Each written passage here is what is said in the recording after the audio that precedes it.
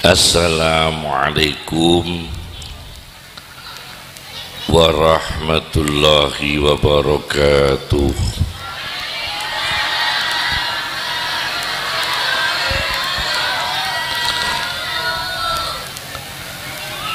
Bismillahirrahmanirrahim. Alhamdulillahi rabbil alamin. Wassalatu wassalam ala sayyidina wa syafi'ina wa tibbi qulubina wa uswatina Muhammad wa ala ali sayyidina Muhammad wa ala ashabi sayyidina Muhammad. Amma ba'd. Pertama-tama kami cerita sedikit dalam satu hadis Nabi sallallahu alaihi wasallam. Ada seorang namanya Abu Dzarrin Al-Ghifari. Siapa? Abu Dzarrin Al-Ghifari. Beliau orang yang sangat dicintai Nabi sallallahu alaihi wasallam, sangat dikagumi Nabi sallallahu alaihi wasallam. Dengan bersihnya hati, dengan ilmu ruhaninya, dengan kewaliannya, dengan keulamaannya, tetapi beliau miskin. Beliau hidupnya apa? Miskin, tapi ilmunya tinggi, ilmunya sangat tinggi. Namanya Abu Dzarrin Al-Ghifari. Rumahnya mencil, jauh dari kota, sendirian, tidak punya tetangga. Meninggal tidak banyak yang melayat, tidak banyak yang takziah. Ilmunya tinggi, kewaliannya tingkat tinggi, tetapi secara duniawi kurang, tetapi mulia di sisi Allah. Namanya siapa? Abu Dzarrin Al-Ghifari. Kemudian menantu Rasulullah, baginda Nabi kita punya mantu ibu-ibu, namanya Sayyidina Ali. Siapa? Sayyidina Ali itu menantunya Kanjeng Nabi, dapat putrinya Nabi Sayyidah Fatimah. Beliau itu sangat berilmu, sangat luar biasa, tetapi beliau itu pernah kerja mengangsu. Tahu mengangsu? Mengangsu kalau di sini apa? Ngusungi air. Itu apa kalau di sini? Apa? Kalau di sini apa, Mas? Kalau di daerah saya mengangsu. Ngangsu itu ngusungi air, nimba air dibayar. membawakan air dibayar. Sayyidina Ali pernah kerja mengangsu, padahal ilmunya tinggi, luar biasa, orang yang maha guru, orang yang walinya tingkat tinggi, tapi duniawi lebih memilih kurang, tapi tinggi ilmunya, tinggi ma'rifatnya. Dua, ada lagi menantu Rasulullah Sallallahu Alaihi Wasallam yang kaya raya, namanya Utsman bin Affan. Namanya siapa?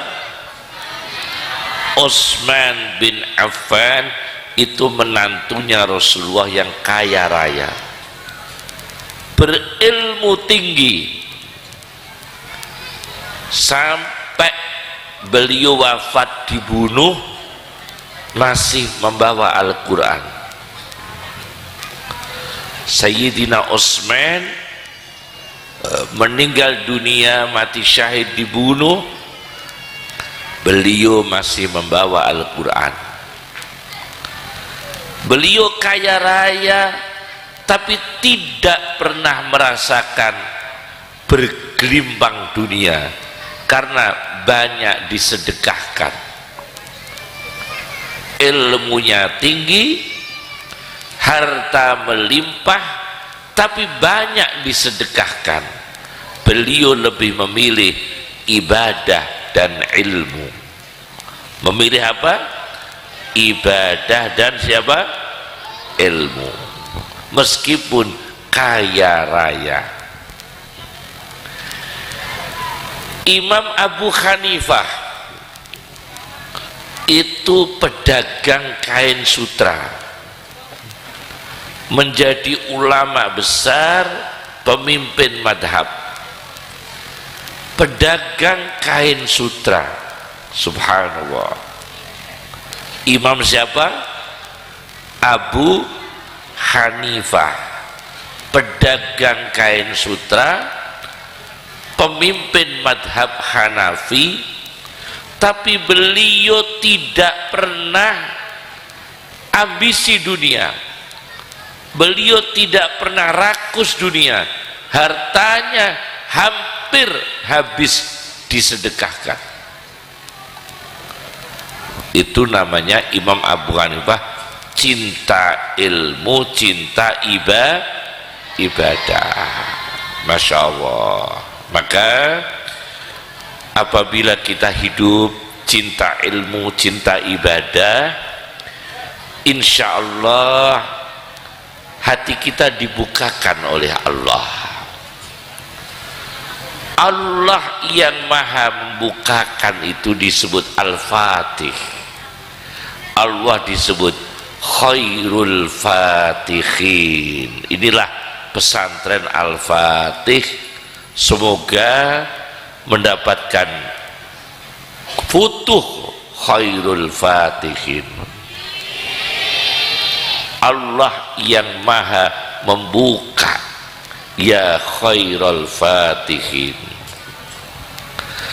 Al-Fatih maknanya Allah yang maha membuka. Misalnya begini, bodoh dengan pintar, punya mantu bodoh kaya raya, pintar tidak punya uang, milih mana ibu-ibu?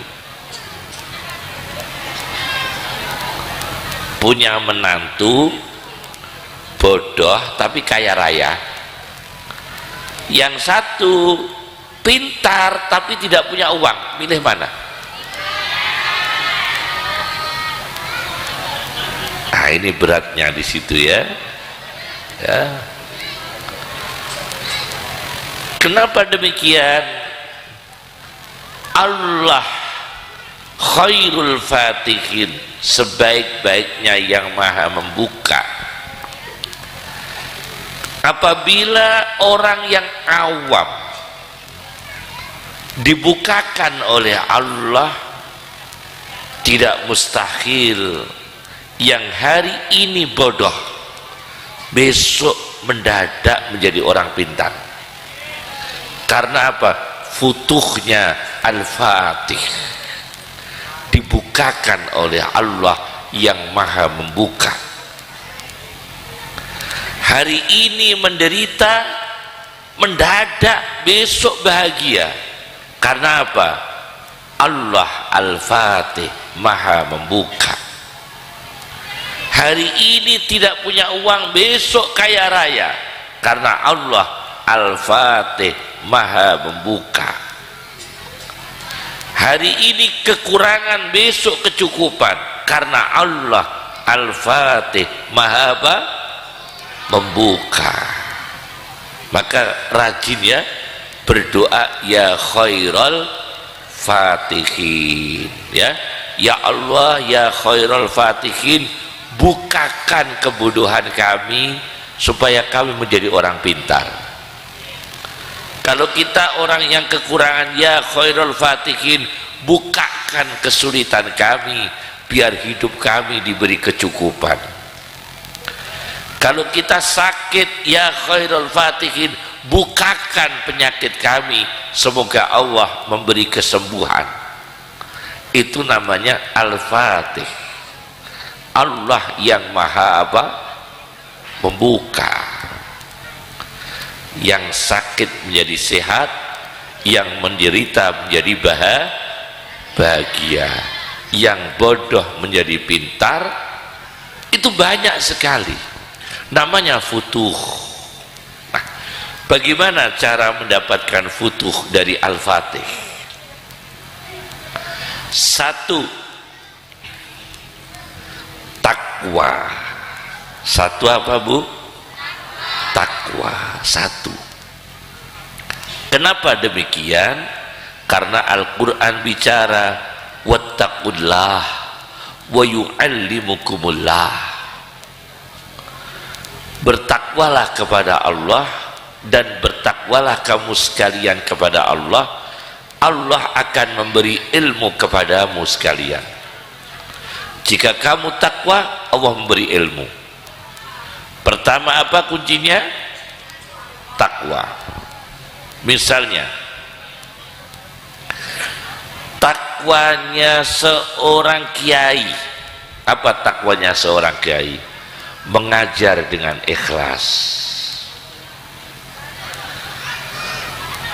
Takwanya seorang sopir.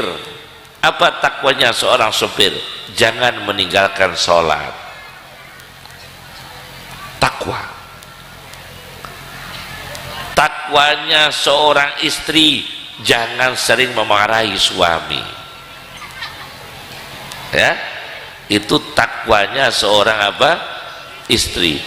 Jangan sering memarahi suami, nanti cepat mati. Kalau sering dimarahi cepat apa? Cepat mati. Takwanya seorang suami melindungi istri, jangan memukul istri. Itu takwanya seorang suami. Takwanya seorang anak menghormati, membantu orang tua.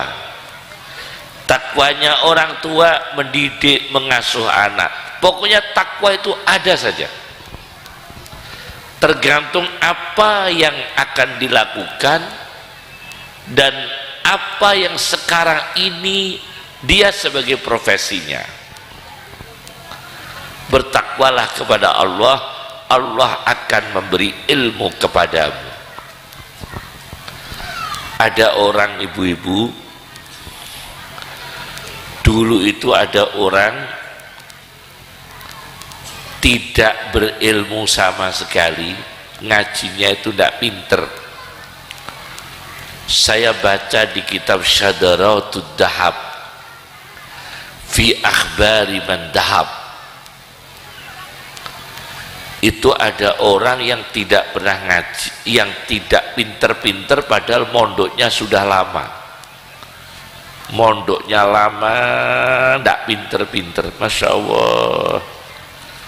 Akhirnya dia berjumpa dengan baginda Nabi, berjumpa dengan baginda Nabi, entah lewat mimpi atau bagaimana, pokoknya ketemu dengan Rasulullah dengan izin Allah. Begitu bertemu, mulutnya disuruh dibuka, buka mulutmu. Kemudian diludahi oleh Nabi, mulutnya itu diludahi oleh Nabi. Tapi dia takwa. Selama di pondok dia rajin ibadah, selama di pondok rajin jamaah, selama di pondok menghormati kiainya, selama di pondok takdim kepada masyayikhnya. Diludahi oleh Nabi, paginya langsung menjadi orang alim. Itu ada di kitab Syadaratud Dahab fi Ahbari Man Dahab. Jadi ada jalur ilmu melalui takwa, bukan melalui kecerdasan, bukan hanya melalui kecerdasan, tapi melalui ketakwaan. Termasuk bapak-bapak dan ibu-ibu, kalau memondokkan anak, cari rezeki yang bersih ya, karena kasihan anak yang mondok kalau nanti bekalnya sangu, tahu sangu di pondok, sangu di madrasah, uangnya tidak halal, nanti tidak futuh, ilmunya tidak dibuka oleh Allah. Karena apa? Tidak takwa. Kenapa tidak takwa? Pekerjaannya haram. Ya, ingat-ingat ya, itu satu dengan ketakwaan. Yang kedua, dengan berdoa sepertiga malam yang terakhir, ini mendapatkan futuhul fatih, dibukakan oleh Allah yang maha membuka. Berdoa jam berapa Bu? Sepertiga malam yang terakhir, kira-kira jam 2 malam. Dibangunkan sholat, dengan dibangunkan dikasih uang, semangat mana? Dibangunkan untuk sholat dengan dibangunkan dikasih uang, semangat mana? Semangat uang, ya kan? Nah, yang kedua, mendapatkan futuhul fatih, dibukanya Allah, dari Allah yang maha membuka, itu dengan berdoa sepertiga malam yang terakhir, namanya as-sulusul akhir. Saya pernah syuting di Antv, syuting ceramah pengajian di Antv sampai 9 episode. Saya didatangi oleh seseorang yang pinter, rombongan menemui kami, cerita kalau orang Yahudi ketika riset ilmiah, riset teknologi, itu waktunya sepertiga malam terakhir. Karena dia dengar nabinya orang Islam, yang namanya Muhammad Rasulullah Sallallahu Alaihi Wasallam yang terakhir, mengatakan bahwa doa terkabulkan itu sepertiga malam yang terakhir. Maka orang Yahudi itu kalau mengerjakan riset teknologinya itu sepertiga malam yang terakhir, meyakini adalah waktu yang luar biasa. Maka belajar sepertiga malam yang terakhir, ya, anak-anak belajar sepertiga malam yang terakhir, jam 2 nikmat. Belajar jam 2 itu nikmat. Saya sering sampai sekarang alhamdulillah mentelaah kitab, membaca kitab itu jam 2 malam, nikmat sekali. Sudah berapa? 2 ya. Yang ketiga, supaya futuh, yang ketiga adalah riyadhah, tirakat. Tahu tirakat? Tirakat, tahu tirakat? Riyadhah. Yang ketiga adalah riyadhah, tirakat. Apa tirakat? Biasanya itu ada susu, ada air putih, yang diminum yang air putih, tirakat. Ada sate, ada tempe, yang dimakan yang apa? Yang dimakan tempe, tirakat. Yang ketiga itu tirakat, supaya futuh, al-fatih, Allah yang maha membuka, itu dengan tirakat. Kiai Khalil Bangkalan bisa seperti itu hebatnya karena ahli tirakat, ahli riyadhah. Mbah Samsuddin Batu Ampar, ya betul ya, Syekh Samsuddin Batu Ampar masyhur dengan Qur'annya itu karena ahli tirakat. Capek tirakat itu, capek sekali, susah payah, rekoso. Tahu rekoso? Jerih payah, itu tirakat. Susah payah.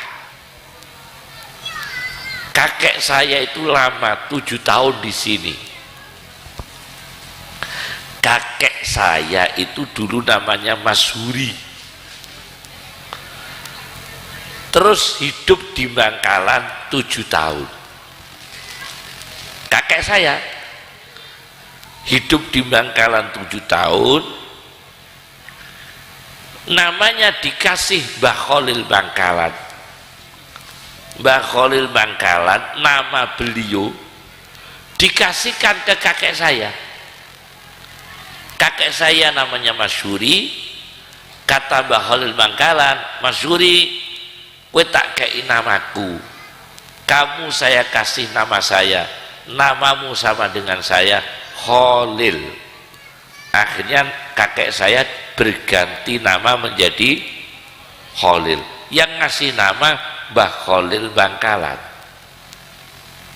Yang ngasih nama kakek saya itu Mbah Khalil Bangkalan karena ikut 7 tahun di sana. Itu Mbah Khalil itu masya Allah bukan hanya ilmu, tapi tirakat, riyadhah. Bukan hanya wali, bukan hanya ulama, tapi memang riyadhah. Tirakatnya bukan main. Insya Allah orang tua kita tirakat. Ada yang merantau di Jakarta, ada yang merantau di Surabaya, Madura ini masya Allah di mana-mana ada. Di Perancis itu ada soto Madura, di mana-mana ada. Australia banyak Madura, apalagi Jeddah sampai ada kampung Madura, ya kan? Jeddah ada kampung Madura. Malaysia penuh orang Madura, membawa kebudayaan santri ke sana, memperkenalkan istighosah, memperkenalkan manakib, memperkenalkan tahlilan. Orang Madura kemana-mana. Ini tirakat mencari rezeki, ya. tirakat mencari apa? Rezeki. Riyadhah. Maka anaknya insya Allah difutuh, dibukakan oleh Allah. Maka banyak anaknya mungkin lebih pinter ngaji daripada bapaknya. Ada enggak itu? Nah, ya kan? Kadang-kadang anaknya lebih pinter ngaji daripada bapaknya. Bapaknya merantau, anaknya futuh, dibukakan ilmu oleh Allah. Ada yang mondok di Sidogiri, ada yang mondok di Situbondo, ada yang di Sarang, banyak tersebar kemana-mana, dipinterkan oleh Allah. Orang tuanya yang tirakat, tirakatnya orang tua. Udah berapa itu? 3. Yang keempat, supaya dibukakan oleh Allah ilmu itu. Yang keempat adalah, ini cukup berat, ialah menahan nafsu. Nah ini berat, menahan apa? Nafsu. Dulu ada ulama namanya Thohir bin Babasyat. Siapa? Thohir bin Babasyat. Itu ahli nahwu, ahli nahwu, ulama ahli nahwu. Itu kalau baca Quran sahataman dengan mengangan-angan, 30 juz itu dengan diangan-angan. Menahan nafsu, makan tidak dipikir, minum nggak dipikir, istirahat nggak begitu dipikir, ya tetap istirahat, tapi menahan nafsu. Suatu ketika beliau itu di atas loteng, tahu loteng, rumah tingkat, di atas loteng beliau baca Quran 30 juz dengan merenungi isinya. Akhirnya beliau jatuh dari tangga dan meninggal dunia. Namanya Thohir bin Babasyat, meninggal dunia saat baca Al-Quran. Luar biasa ya, meninggal dunia saat baca Al-Quran. Di Riyadh itu ibu kota Arab Saudi, banyak orang Madura bu di sana. Itu ada rumah sakit tentara, rumah sakit militer. Di sana ditemukan mayit, ada mayit orang mati di rumah sakit militer itu, orang mati, sudah mati. Kemudian diperiksa oleh dokter pakai alat. Biasanya dokter kalau meriksa kan ada alat yang dimasukkan ke telinga dokter itu, lalu diletakkan di perutnya orang yang sakit, namanya alat stetoskop namanya. Alat apa? Stetoskop. Jadi dokter meriksa perutnya orang sakit,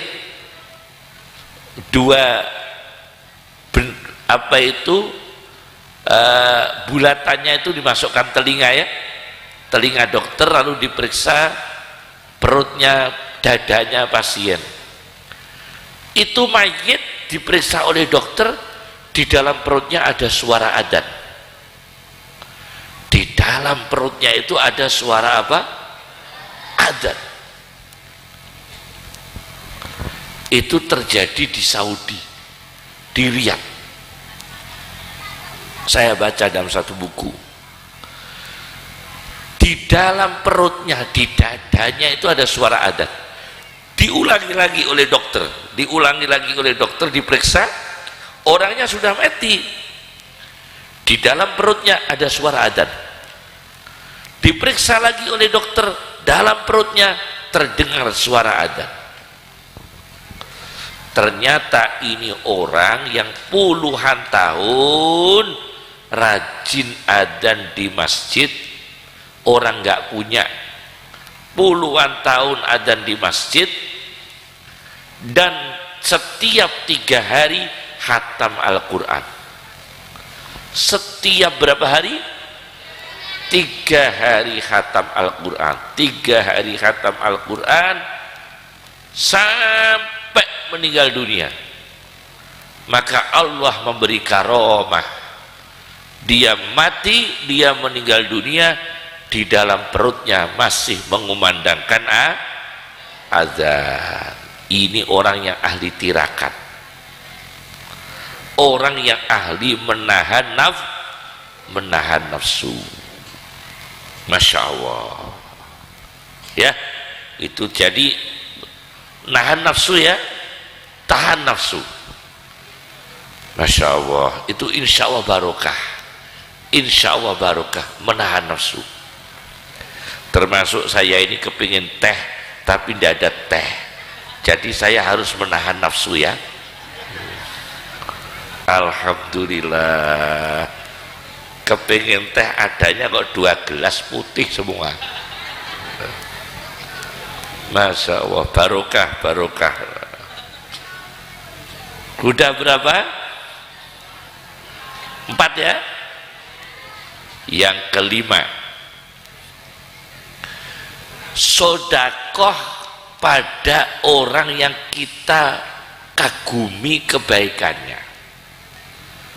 Sedekah ke orang alim dengan harapan anak-anak kita mendapatkan berkahnya menjadi alim.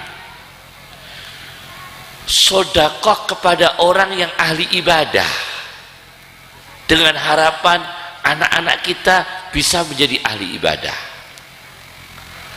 Sedekah kepada orang yang saleh, kepada orang sabar, kepada orang yang ahli syukur, dengan harapan anak kita menjadi orang yang ahli ibadah, ahli syukur, ahli sabar. Itu yang kelima, bersedekah dengan orang-orang baik. Semoga kebuka anak kita, keluarga kita ikut menjadi baik seperti orang itu. Ini yang kelima ya, yang kelima. Maka ada ulama namanya Imam Baidawi. Siapa? Imam Baidawi. Itu ahli tafsir. Belum mati dikira mati, Bu. Padahal belum mati dikira mati. Akhirnya Imam Baidawi ini dimandikan. Habis dimandikan, diulesi, dikafani. Tahu dikafani ya? Habis dikafani, disolati. Habis disolati, dikubur. Padahal belum mati. Coba nggak sadar. Begitu masuk dalam kubur, Imam Baidawi sadar, loh, saya kan belum mati, kok dimasukkan dalam kubur? Masya Allah, mudin. Apa mandikan mayat apa namanya? Kalau orang Jawa mudin, kalau sini apa? Yang memandikan mayat itu siapa namanya? Apa orang sini? Kalau sana mudin. Imam Baidawi dalam kubur sadar, loh, saya di mana ini? Saya dalam kuburan. Saya kan masih hidup, kok dikubur? Akhirnya Imam Baidawi punya nadar. Niat karena Allah, jika saya bisa keluar dari kuburan ini, saya akan mengarang tafsir Quran. Kalau saya bisa keluar, tapi nggak bisa keluar karena kuburan sudah tertumpuk tanah. Dia masih hidup, masih bisa bernafas. Mungkin ada celah, ada lubang kecil. Cuma tidak bisa berdiri, tidak bisa keluar. Akhirnya suatu hari ada pencuri mau mencuri kafan. Ada pencuri mau mencuri kafan, membongkar kuburannya Imam Baidawi. Begitu dibongkar, mau mengambil kafannya Imam Baidawi, Imam Baidawi bersuara, jangan ambil dulu kafan saya ambilkan dulu baju ganti, nanti kalau sudah saya ganti baju, kafannya kamu ambil gak apa-apa. Orangnya kaget, pingsan orangnya. Loh, mayit bisa suara seperti ini? Jangan ambil dulu kafan saya, ambilkan baju ganti untuk saya, kalau sudah saya ganti pakaian baru kafannya kamu ambil. Mayitnya pingsan terus sadar, belum dikeluarkan. Akhirnya mayit ini ke rumahnya Imam Baidawi mengambil baju ganti. Terus Imam Baidawi ganti baju, kafannya diberikan kepada orang tadi yang akan mencuri. Kafannya diberikan, begitu keluar Imam Baidawi mengarang tafsir, terkenalah sedunia, pesantren se-Indonesia, tafsir Baidawi. Jadi itu ceritanya. Maka dikenalah tafsir Baidawi. Itu ngarangnya direncanakan dalam kubur, ya kan? Ngarangnya itu direncanakan dalam kubur. Ini namanya futuh, dibukakan oleh Allah. Karena apa? Imam Baidawi ahli menahan nafsu, Imam Baidawi ahli tirakat, Imam Baidawi ahli doa sepertiga malam, Imam Baidawi ahli riyadhah, Imam Baidawi ahli takwa. Maka dibukakan oleh Allah. Paham Bu ya? Inilah Al-Fatih. Allah Al-Fatih, Maha membuka. Karena pondok pesantrennya namanya Al-Fatih, maka saya mengulas Al-Fatih saja ya. Nah, terakhir dari ceramah kami, di dalam Al-Quran berbuat baik itu namanya ihsan. Apa? Ihsan itu dalam Al-Quran diulangi 12 kali. Ihsan 12 kali. Hal jazaul ihsani illal ihsan.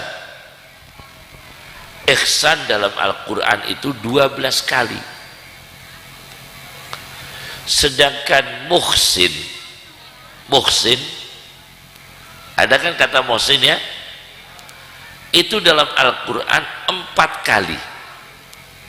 Muhsin isim mufrad yang berbuat baik, itu 4 kali dalam Al-Quran. Ihsan 12 kali, muhsin berapa? 4 kali. Sedangkan muhsinun